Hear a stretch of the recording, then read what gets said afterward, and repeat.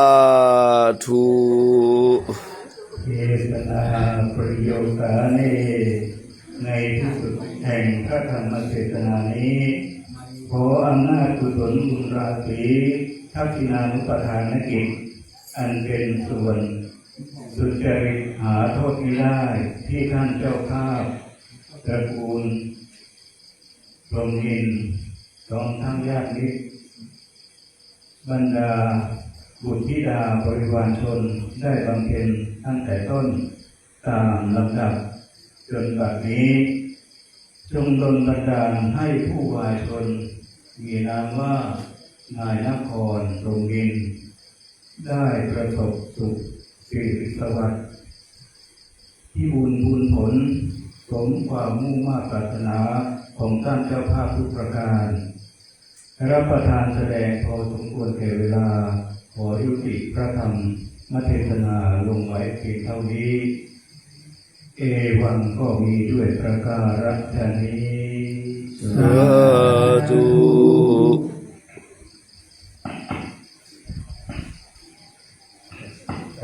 ที่ท่านพ่อพี่น้องได้สนับสนุนในการเรียนพัฒนาในวงการแล้วก็มีการนะครับแสดงนะครับซึ่งเป็นพระธรรมคำสอนนะครับที่ท่านพระอาจารย์ได้แสดงตรงนี้ก็เป็นพระธรรมสอนใจแต่บางคนพี่น้องก็คงแต่ไม่ได้มีความกตัญญูกตเวทีกานะครับต่อ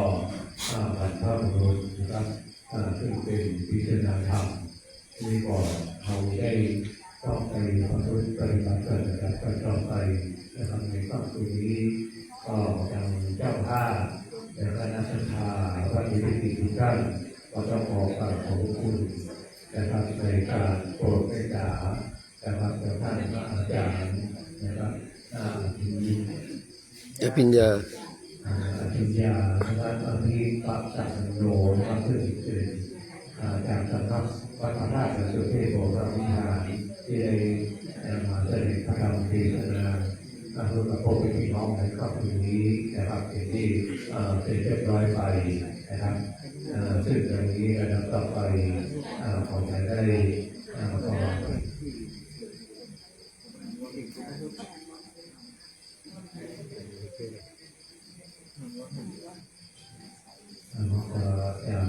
ได้รับพรได้ยังก็ได้รับเป็นวิสัยพอเป็นพ่อสาวรนะครับจากประเทศพระพุทธนะครับก็ประเทศพระพุทธร้านก็เชิญเจ้าภาพในประเทศคืนนี้นะครับก็มีท่านพระประพันธ์พระกิโลนะครับท่านเจ้าวัดวัดอิริกิสันตจรซึ่งเป็นหลานของผู้วายชนไป เป็นการในเรื่องตระกูลเดียวกันนะครับเคยเข้าเกณฑ์นะครับการเทศนะครับพอการที่ผมครับ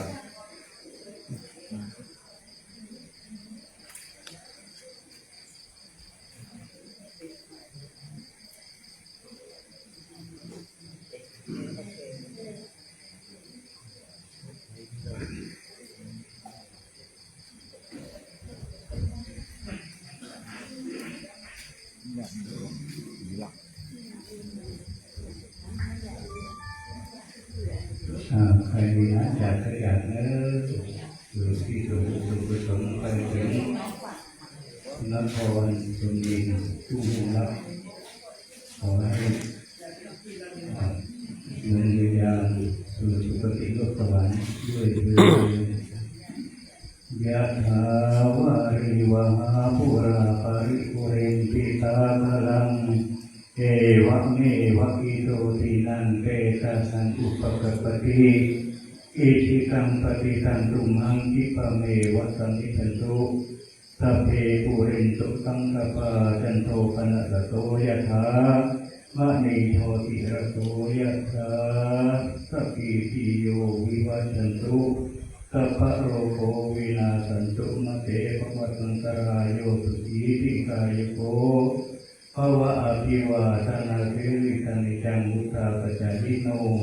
ชัตตารโอธรรมาวัฏันติอาริวันโนสุขังพลังขอคุณบารมีพระเจ้าโดยประเทศจงปกปักรักษาท่านให้เดินทางกลับบ้านด้วยความสวัสดิภาพขอบุญบารมีพ่อครูบาเจ้าศรีวิชัยให้ท่านอยู่เย็นเป็นสุขมีโชคมีชัยมีโชคมีลาภทุกคนทุกท่านด้วยเถิดสาธุสัพพิติโยวิวัชชันตุสัพพะโลกโควินัสสันตุมาเตภวะสวนจารโยสุขีทีคายุโกภวะอภิวาทานสีริสานิจังมุทธาปัจจยิโนจัตตาโลธรรมาวัฏันติอายุวันโนสุขังภลัง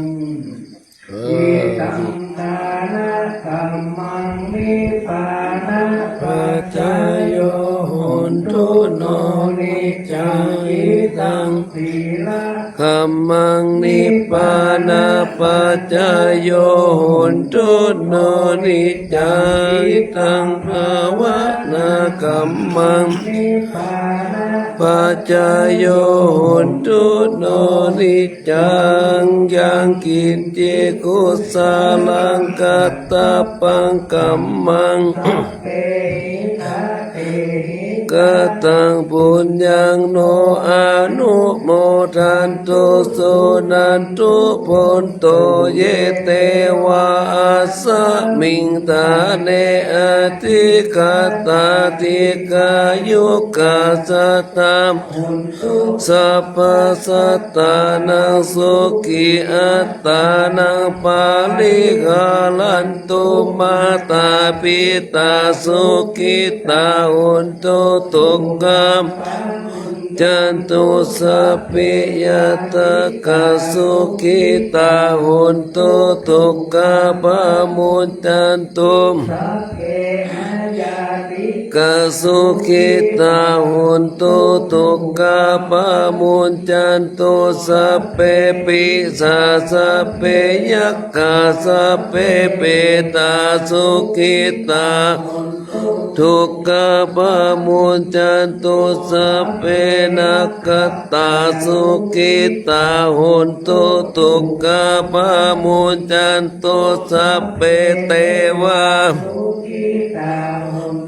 ทุกขปะมุนจันตุสัพเพอาจาริโยปัจจายสุขิตาหุนตุทุกขปะมุนจันตุสัพพสัมปันชามิจันตุโววันทามิหังเตสัพพังอปาลาทังกามตะเมมันเตมายา สามินาอนุโมติตัปปังสามินากาตังปุญญังนาราปังสาธุสาธุอนุโมทามิ อายุวันโนสุขังพลังสาธุสาธุสาธุการสำหรับในค่ำคืนนี้ก็วิธีการทางศาสนาพิธีเนาะ